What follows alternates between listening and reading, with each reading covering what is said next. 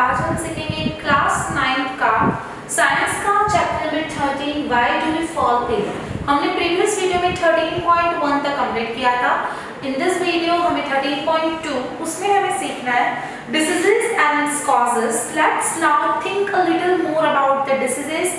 In the first place, how do we know that there is a diseases? In the other words, how do we know that there is something wrong with the body? हमारी body के अंदर कुछ भी अलग ऐसा होता है, something wrong, कुछ गलत होता है तो हमें पता चलता है कि अच्छा फील नहीं होता है, तब पता चलता है कि ये डिसीज हुआ है। लाइक जैसे कि मुझे सर दर्द भी हो रहा है तो मेरे बॉडी के अंदर कुछ ना कुछ पता हमें चल जाता है कि मेरा सर भारी हो रहा है, मुझे सर्दी हो गई है, मुझे जुकाम हो गया है। तो मेरे बॉडी के अंदर कुछ फंक्शन या कुछ भी पार्ट जो होते हैं कुछ अलग परफॉर्मेंस करते हैं या कुछ अलग होता है तो मुझे पता चल जाता है कि मुझे ये हुआ है।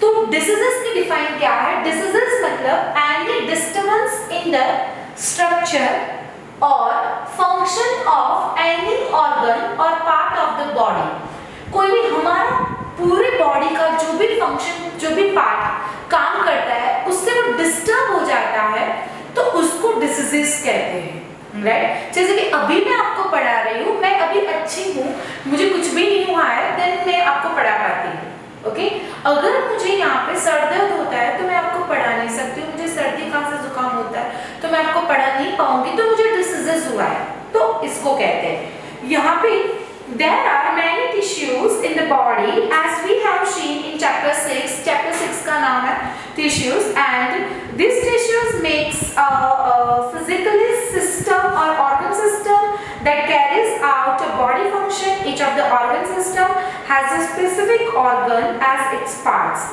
and it has a particular functions. मैंने आपको पहले ही बताया था कि हमारे बॉडी का जितने भी जो भी पार्ट है वो स्पेसिफिक फंक्शंस है, वो स्पेसिफिक पार्ट खुद का एक अलग काम करते हैं। जैसे कि ब्रेन का काम थिंकिंग करना होता है, किडनी का काम प्योरीफाइंग करना होता है, राइट? लंग्स का काम ब्रीदिंग करना होता है। इसलिए हमारे पूरी बॉडी के अंदर जितने भी पार्ट्स है उसका काम अलग अलग होता है, स्पेसिफिक एक काम होता है। यहाँ डाइजेस्टिव सिस्टम, सर्कुलेटरी सिस्टम, बहुत सारे सिस्टम्स भी हैं यहाँ पे बॉडी में।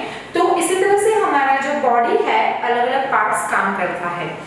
When there is a disease, either the functioning of one more system of the body will change for worse.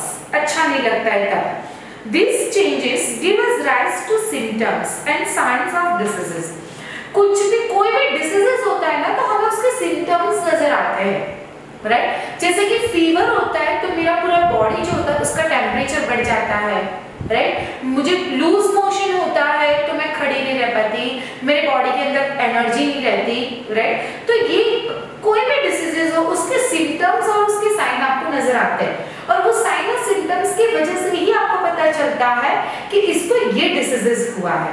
जैसे कि सर्दी खांसी हो जाती है तो हमें पता चल जाता है कि कफ कोल्ड जो भी है वो, तो उससे पता चल जाता है वो उसके सिम्टम्स है, उसके साइन है, तो हमें पता चल जाता है कि इसको ये डिसीजेस हुआ है। यहाँ पे symptoms of diseases are things we feel us being wrong, हमें कुछ अलग फील होता है।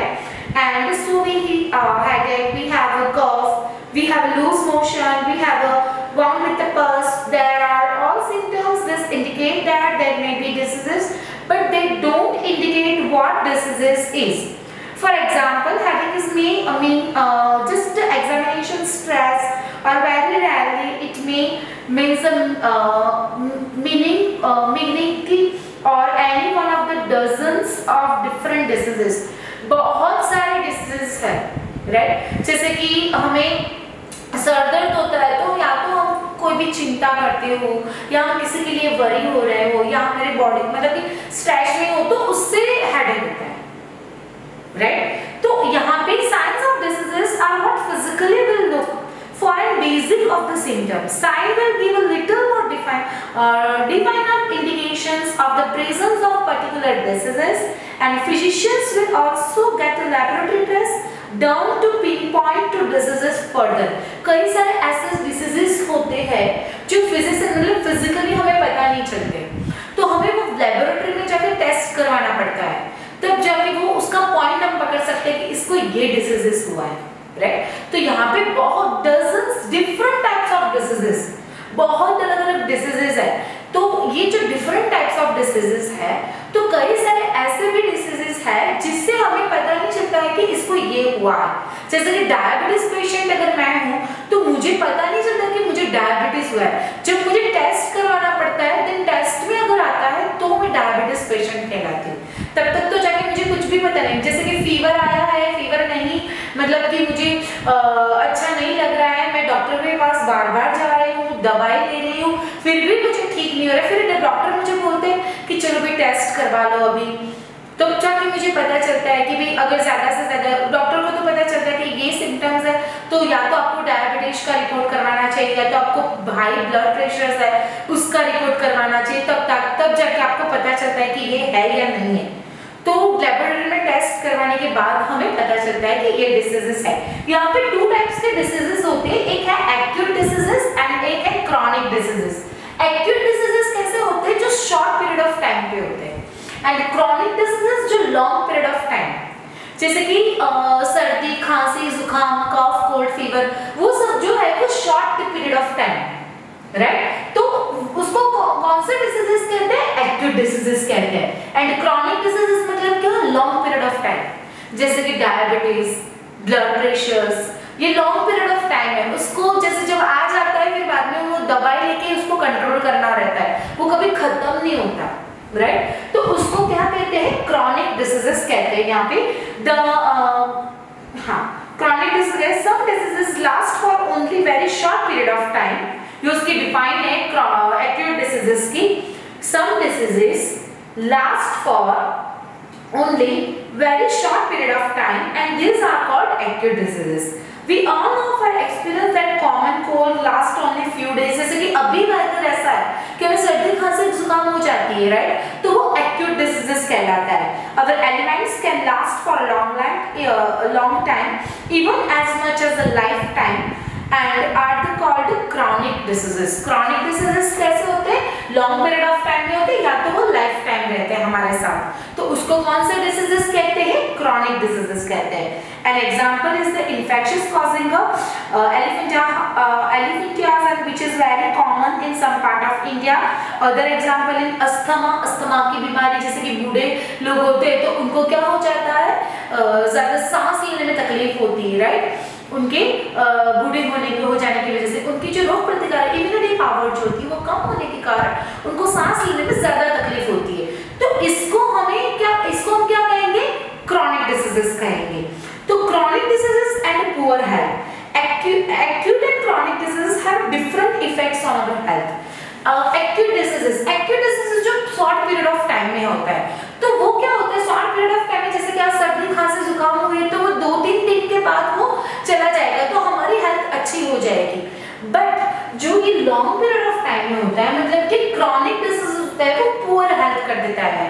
पुअर, जैसे कि किसी को कैंसर पेशेंट है, तो कैंसर पेशेंट है तो वो कैंसर का जो डिसीजेस है वो क्रॉनिक डिसीजेस है।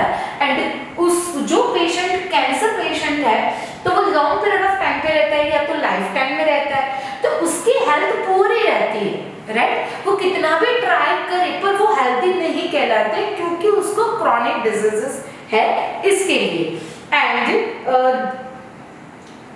any diseases that causes a poor functioning of some part of the body will affect our health. This is because all function of the body are necessary for being healthy. But an acute diseases which is over very soon, do not have a time, causes major effects on the general health, while chronic diseases will do so. यहाँ पर मैंने अभी पहले भी बताया आपको कि acute diseases होता है तो हमें थोड़े 2-3 दिन जब हम बीमार होते हैं तभी हमारी हेल्थ जो होती है वो अच्छी नहीं रहती है, बट जैसे ही हम ठीक हो जाते हैं तो हम हेल्दी हो जाते हैं, हमारी हेल्थ अच्छी हो जाती है। बट क्रॉनिक में ये थोड़ा डिफिकल्टीज रहती है। An example, think about the cough and cold which all of us have from time to time. Most of us get better and become well within a week or so, and there are no lasting effects on our health. But if we get infected with the chronic diseases such as the tuberculosis of the lungs, then being ill over the years does make us lose weight and feel tired all the time. जैसे कि किसी को TB का full form क्या क्या है? Tuberculosis. जैसे कि मैंने अभी बताया एक्यूट डिजीज में कोल्ड एंड कफ वो वीकली में या थोड़े दिन के बाद हम ठीक हो जाते हैं, बट वो क्या होता है? इन्फेक्शियस डिसीजेस है। जैसे कि मुझे सर्दी खांसी हुई तो दूसरे को फैलता है वो, ये जो एक्यूट डिसीजेस है ना वो फैलता है, इन्फेक्शन करता है, right? Infected person to healthy person उसको इन्फेक्टेड करता है। बट जो क्रॉनिक डिजीजेस है वो इन्फेक्शियस नहीं होता, वो किसी को इन्फेक्शन, जैसे कि मुझे डायबिटीज हुआ तो जरूरी नहीं है कि मेरे हस्बैंड को डायबिटीज हो या मेरे बेटे को डायबिटीज हो, ऐसा किसी को भी नहीं होता है। वो हेरिडिटी में आता है या तो वो आपके बॉडी के ऊपर डिपेंडेंट रहता है, तो वो इन्फेक्शियस डिजीजेस नहीं है। एंड अगर किसी को ट्यूबरकुलोसिस का होता है तो उसकी जो हेल्थ है, एक तो पहले उसका वेट लॉस ज्यादा हो जाता है और वो ऑल द टाइम पूरे साल जब तक वो जिंदा रहता है तब तक उसका जो वेट लॉस होने के कारण वो हेल्दी नहीं रह पाता है। we may not go to school for a few days if we have an acute diseases, but a chronic diseases will make it difficult for us to follow what is being tough in the school and reduce our ability to learn। हमें अगर acute diseases होता है तो हम 2-3 दिन school नहीं जाते तो चलता है, बट अगर क्रॉनिक डिजीजेस होता है तो it is difficult to go school, हम स्कूल नहीं जा सकते हैं क्योंकि हमारी हेल्थ इतनी हेल्दी नहीं होती है कि हम स्कूल जाके कुछ भी लर्न करें या पढ़ सके, एबिलिटी नहीं होती। अभी तो बहुत सारी दवाई और वो सब आ गई है तो उससे थोड़ा रिकवर हो जाता है, बट इतना तो नहीं होता है कि हम बहुत ही अच्छे तरीके से हेल्दी होके जा सकते हैं। In the other words we are likely to have a prolonged general poor health if we have a chronic diseases. Chronic diseases therefore have a very drastic long-term effects on a people health as compared to acute diseases. अभी यहाँ पे मैं समझाऊंगी causes of diseases. What causes of diseases? Causes of, when we think about the causes of diseases, we must remember that there are many level of such a causes. Let's look at example. If example बहुत ध्यान से समझना, if there is a baby suffering from loose motion, we can say that the causes of the loose motion is probably an infections. जैसे कि कोई एक baby को loose motion हुआ है, राइट? तो उसके कॉजेस क्या है, किसकी वजह से उसको लूज मोशन हुआ है? But the next question, where did the infections come from, कहां से उसको हुआ, राइट? जैसे कि हम बहुत सारा मतलब कि हम बाहर कहीं खाने जाते हैं तो ऐसा कुछ खाने, सब लोग हमारे फैमिली वाले सब लोग खाने जाते हैं साथ में और सबको नहीं होता है, हमें ही होता है, तो ऐसा क्यों? तो वो अभी हम आगे पढ़ेंगे। That infections, suppose we find that the infections came through the unclean drinking water, जो गंदा पानी होता है उससे भी फैलता है, but many babies must have had this unclean drinking water. So why is that one baby developed the loose motion when the other babies did not? यहाँ पे क्या है कि सब लोगों ने ये पानी पिया है, बट एक ही बच्चे को लूज मोशन क्यों हुआ है, दूसरे बच्चे को क्यों नहीं हुआ है? Because his immunities, उसकी रोग प्रतिकारक कितनी है उससे हमें पता चलता है कि ये बेबी अच्छा हो जाएगा या ये बेबी जल्दी से बीमार हो जाता है। कई सारे बच्चे होते हैं वो जल्दी बीमार हो, थोड़ा भी वेदर चेंज हुआ नहीं कि वो बीमार हो जाते हैं, और कई सारे बच्चे ऐसे भी होते हैं जो जल्दी से बीमार नहीं होते। क्यों? क्योंकि वो हेल्दी होते हैं एंड उसकी इम्यूनिटी पावर्स जो होती है वो अच्छी होती है, देन वो बीमार नहीं होते हैं। One reason might be that the baby is not healthy. As a result, it might be more likely to have a diseases when exposed to this. अभी जो बेबी बीमार जल्दी से हो जाता है उसको डिसीजेस होने की संभावना ज्यादा होती है, रिस्क होता है। अभी जैसे इन दिस सिचुएशंस कोरोना की वजह से क्या होता है, जिसकी इम्यूनिटी पावर कम होती है, रोग प्रतिकारक शक्ति जो होती है वो कम होती है, तो वो जल्दी से बीमार हो जाते हैं और उसको जल्दी से ये डिसीजेस उसके अंदर बॉडी के अंदर फैल जाता है। बट जिसकी इम्यूनिटी पावर ज्यादा होती है उसको नहीं होता है, राइट? तो यहाँ पे whereas the healthier babies would not, healthier baby को नहीं होता है। Why is the baby not healthy? Perhaps because it is not well nourished and does not get enough food, क्योंकि वो पूरा enough food खाना नहीं खाते। हम सब लोग खाना खाते है, बट प्रॉपरली कंप्लीटली जो हमें खाना चाहिए वो नहीं खाते। जैसे कि अभी देखो सिचुएशन में सब लोग बोलते हैं कि गर्म पानी पिया करो, इम्यूनिटी पावर आपकी बढ़े, ऐसा खाना खाया करो। तो इसकी वजह से आप ये जो डिसीजेस अभी है तो वो आपके बॉडी के अंदर एंटर नहीं होता है, राइट। हमारे बॉडी के अंदर जो व्हाइट ब्लड सेल्स होते हैं वो क्या करते हैं, डिसीजेस के सामने फाइट करते हैं अगेंस्ट द डिसीजेस, राइट। अगर व्हाइट ब्लड सेल्स हमारे बॉडी के अंदर क्या करते हैं, अगेंस्ट द डिसीजेस के सामने हमें फाइट करने की क्षमता देते हैं। Then further wise the baby not well nourished, and perhaps because it is from the household which is poor. It is also possible that the baby has some genetic difference that makes it more likely to suffer from loose motion when exposed to pathogen, and without the pathogen and genetic difference or poor nourishment alone would not to lead to loose motion, but that do become a contributory causes of diseases. Why was there no clean drinking water for the baby? Perhaps because the public services are poor where the baby families live. So poverty or lack of public service become a third causes of babies diseases. Poor, जैसे कि कोई मतलब कि जैसे अभी देखो ये जो पुअर पीपल है, जो गरीब लोग हैं, वो झुप्पड़पट्टी में रहते हैं, तो उनके आजू बाजू में कितनी गंदगी फैली हुई होती है, तो उनको डिसीजेस होने की ज्यादा संभावना होती है। और उनका जो खाना होता है वो भी प्रॉपर नहीं होता।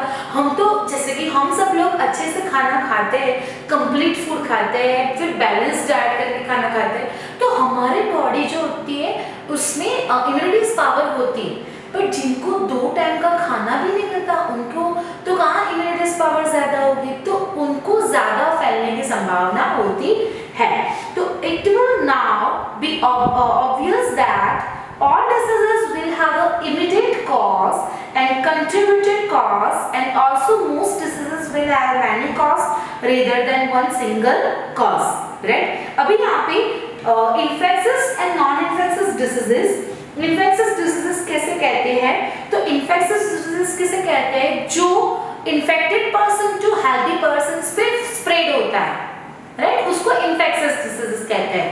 एंड नॉन इन्फेक्शियस डिजीजेस किसे कहते हैं, तो infected person to healthy persons do not spread infected person to healthy persons, spread नहीं होता है जर्म्स और वो सब, राइट, उसको क्या कहते हैं, नॉन इन्फेक्टिव डिसीजेस। तो यहाँ पे non infective diseases where microbes are immediately cause is called infectious diseases. This is because of microbes can spread in the communities and diseases they cause will spread with them. Microbes जो होते हैं वो infected person to healthy person spread होते हैं, उसको infectious diseases कहते हैं। और जो microbes infected person to healthy person spread नहीं होते उसको non infectious diseases कहते हैं, right? अभी next हम दूसरे वीडियो में सीखेंगे। अगर आपको मेरा वीडियो अच्छा लगा हो तो please like and subscribe my channel. Thank you, धन्यवाद।